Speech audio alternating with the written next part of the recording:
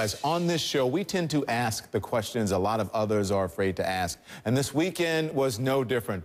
This past week, we learned young people are more and more questioning the existence of God. So I asked, where is the proof that God even exists? It was time to play devil's advocate with Jim and Tammy Faye's son, Pastor Jay Baker. More people are now saying they have questioned the existence of God. So I'm going to lay it out there for you. Yeah. What's the proof? Give me the proof, the physical proof that God exists.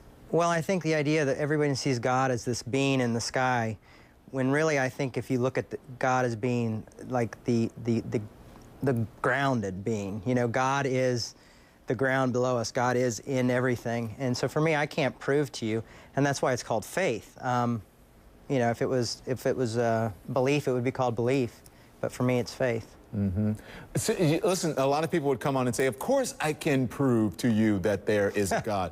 Look at the sun, look at the moon, look at the trees. How do you think the wind? And so I was talking to people on social media, Jay, and I said to them, give me some physical proof that God exists. And those were similar answers. And I said, well, what about, is there a recorded conversation? Do you have any physical proof? And so I'm really playing devil's advocate here, but there is no real physical proof, is there? No, I mean, there's not. I mean, the sun is a pretty interesting idea just because it's an amazing thing to study. But no, there's no physical proof. And the thing, though, is we have to realize is that doubt is not the opposite of faith. Mm-hmm. Doubt is actually an element of faith.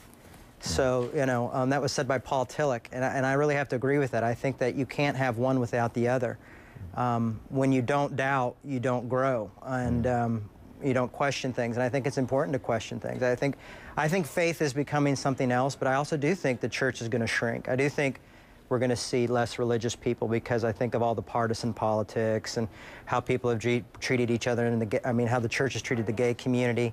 So I think we're definitely going to see a decline. Mm-hmm. And for those among us who consider themselves Christian, if you actually read the Bible and you read the red parts, the guy who was Jesus said, doubt, doubt, doubt, you should doubt everything.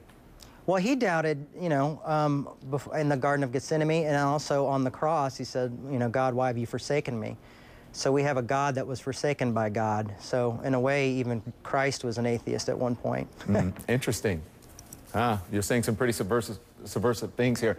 Listen, I want to show you a quote from the renowned physicist Stephen Hawking, and he says, he recently told The Guardian, I regard the brain as a computer which will stop working when its components fail. There is no heaven or afterlife for broken down computers. That is a fairy story for people afraid of the dark. And Hawking says he has come to this final conclusion. That's his final conclusion. Listen. It's my view that the simplest explanation is there is no God. No one created the universe, and no one directs our fate. Arguably one of the greatest minds of our time. Do you think people are starting to see heaven as a fairy story?